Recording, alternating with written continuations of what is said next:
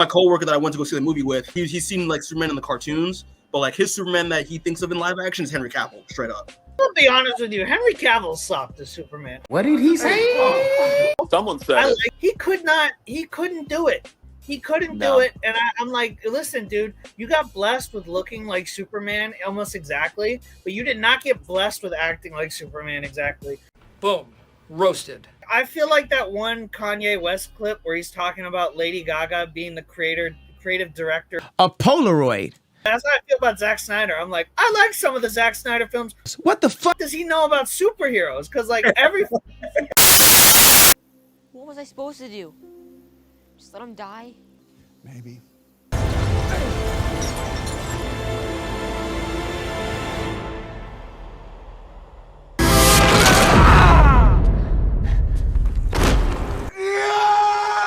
Fundamental misunderstanding of the character. Yeah, listen. We fucked up. Overall, this felt like I was watching the Speed Racer of comic book movies. This felt like I was Good. I was like, holy shit. Let's go, boy! I don't care about the issues really, because I think what it was trying to do succeeded so well that I like the issues that I had with it. I was like, I'm fine with them. They don't really affect me too much. And on like a second watch that I did this morning, those issues seem to fade even farther into the background compared to the stuff that really worked, because the stuff that works fucking works in this movie. Characters, casting, the plot, everything involved in it was very, very solid. And it's like an 8 out of 10 movie that when you're watching it feels like an 11 out of 10. And you come away from it going, I know that there were issues and I know that it was like probably like an 8, but like watching it, I felt like I did like 3 lines. Like it was crazy. I was like out there going like, oh. Booyah! Wow! James Gunn loves Silver Age Superman. This is the most Superman movie I've ever watched in my life. This totally understood the character. This totally made me want to see like 80 more movies from this universe. And I know it sucks that like cinematic universes are like such a big thing and everything has to be connected, but this made me forget how much I hate that kind of thing. It made me go, wait, maybe I do want to buy into seeing more of this shit. This movie did what it was trying to do, and it gave me hope. And I was like, damn, I didn't know a movie could do that, but it fucking did.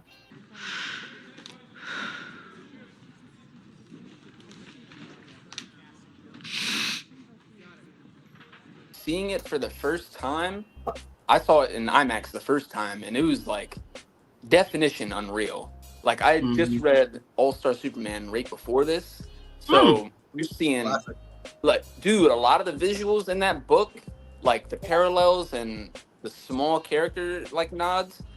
I think James Gunn handled this movie as tenderly as possible, and each frame kind of shows that really well. I think, like Seamus said, it really does end up being like that high 8, maybe 8.5. I'd even say 9. It's definitely in my top 5 comic book movies ever.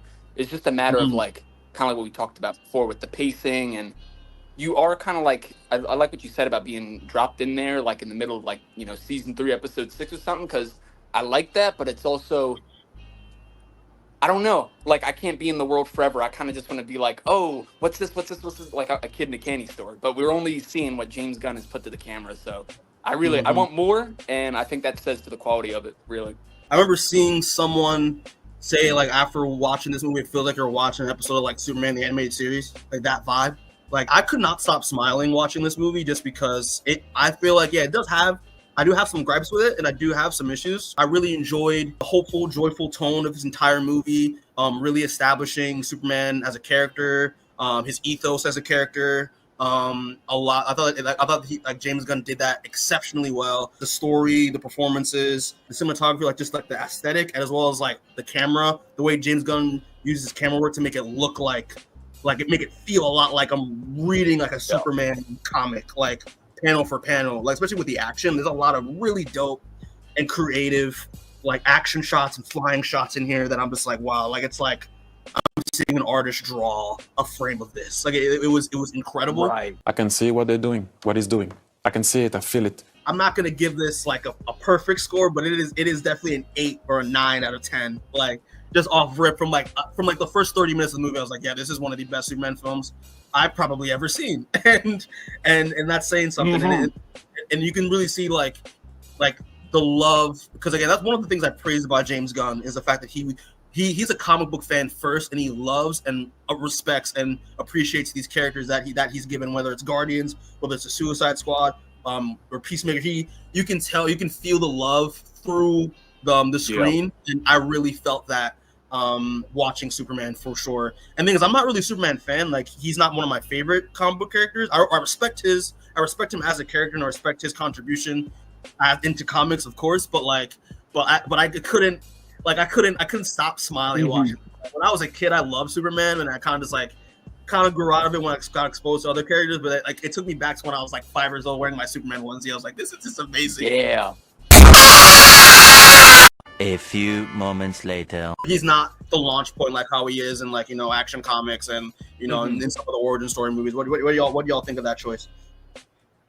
Oh, that to me never bothered me because the JSA always existed, so he never always was the first. And I was always like, yeah, he hasn't been the first in a while.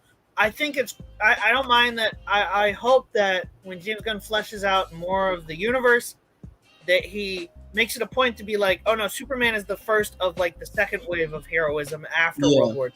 It's an all right point for me because I love Superman. I kind of love when he's like the first introduction, but if you're gonna build a bigger world and you the DC universe is pretty convoluted as it is, and Seamus made a really good point with the JSA, so it's like I can get behind it, and the way that they wrote it in the story, they have him being a respectable force. I didn't want it to get the Tom Holland Spider-Man effect where it's he's just goofy all the time or doesn't really know what he's doing.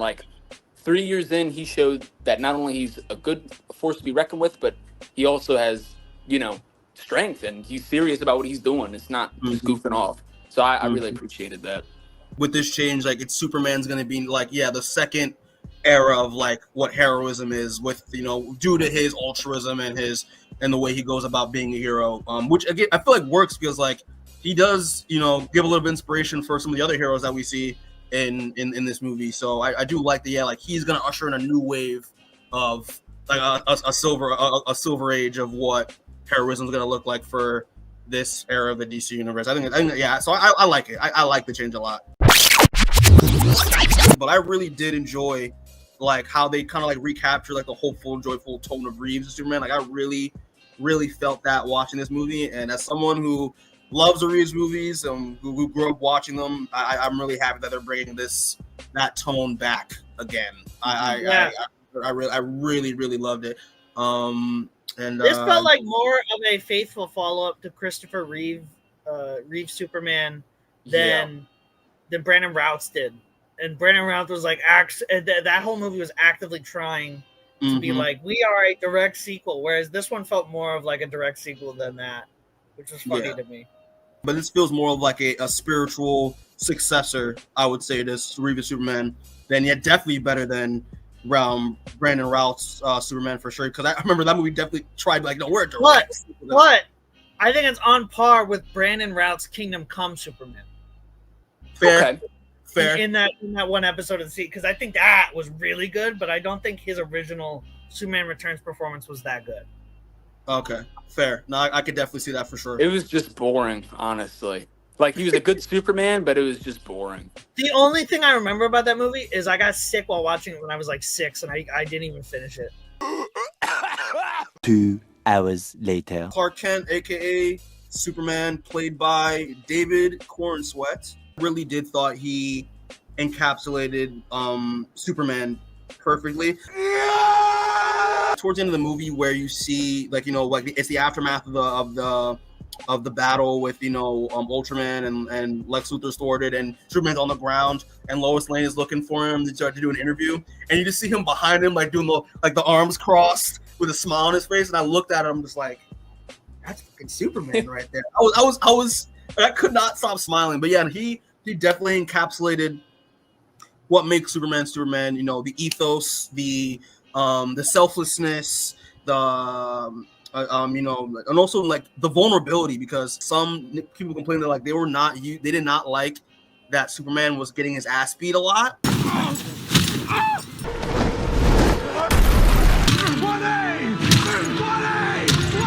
God damn.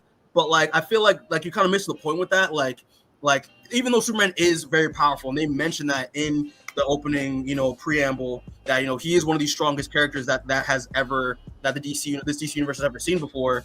But like doesn't mean I did like the fact that he was getting knocked around, but the importance of it was that he was getting back up. James Gunn bit Invincible's bit. You know what I mean?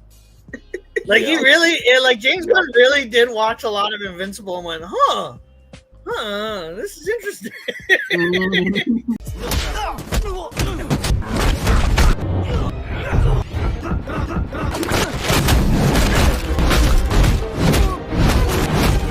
Looks very, similar.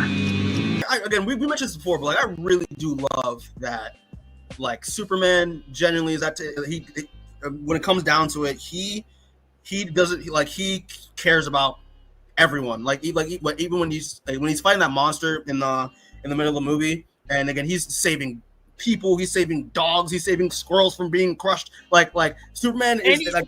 He's trying to save the monster too. He's like, well, we could just take like an intergalactic zoo and like do that. And we're like, but what if we like just killed it because it's easier? And Superman's like, come on, guys! Like, it really drove home. This is like, yeah, like Superman is a Boy Scout. Like you know that's what Superman is as a character, and I really love that. Like we got that back with Superman in this movie. I like how emotive Superman is in this movie, because now they have like a real actor and not Henry Cavill, whose only emotion is like, you know what I mean? So they were like, oh, cool, we can now like have Superman actually get like frustrated and angry and like, but like also like actually be really yelling passionate and be really like loving. You know what I mean? And it was like really cool because people had this idea for like so many years that Superman, ever since Brandon Routh, really, that Superman has to be like the stoic, like, thank you, man, I'm just here to help. And you're like, no, dude. Like every time I see him in the comics,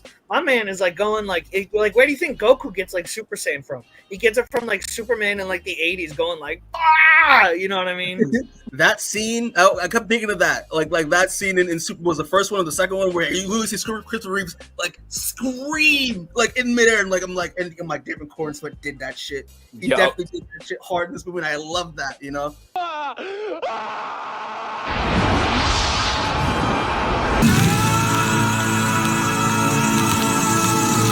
Okay, I'm getting tingles. Wow. Something that 30 minutes in should be mentioned is the Kryptonian message that got rewritten. I kind of don't like the fact that the message with Jor-El that Jor and Lara sent to Superman was that they wanted him to conquer the planet. Oh, I kind of don't like that. Brother, I do understand where it's like they're trying to, James Gunn's trying to invoke the message, which also is a big part of the film, that like you're like it's your own personal choices that make up who you are as a person, not what your parents expected for your parents' expectations of you. So seeing that aspect, I was like, okay, that makes sense. But I personally just want Jor-El and Lar-El to be the good Kryptonians amongst, you know, all the shitty Kryptonians. I think it's stupid and boring and reductive, and it really goes against everything else that James Gunn was doing in this movie, because like James Gunn wrote Superman with the mindset of it is punk rock to be kind, and he somehow couldn't see far enough ahead to be like, oh, maybe it's punk rock that his parents were kind too, and Superman actually doesn't come from any kind of like real negative home life, and like both sets of parents were actually really good to him. And it also like hurts like the immigrant side of like the story, that his parents or his original parents were evil. His original parents were evil, and he only became good when his sweet white parents taught him the American way. And you're like, ooh, I don't think James Gunn thought of that when he was writing it, but that's how it comes across. wow, man. Damn. It is much more meaningful when Superman has two great parents that he looks up, two sets of great parents that he looks up to, and he's like, yeah, both. I was blessed that both sides of my heritage were like very kind to me and gave me the tools to be the person who I am today, rather than him like being like, nah, my foreign parents were assholes, and my like new white family were really cool and chill to me, and you're just like, ooh. What? What the fuck?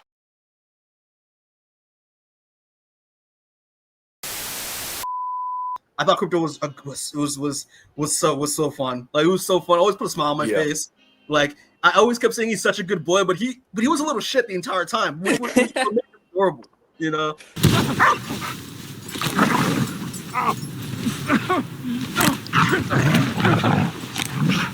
When he attacked Lex at the end, that was so earned. That was hilarious. I did not expect that at all. And it was a nice reminder that like Lex is just a human being at the end of the day. I like that a lot.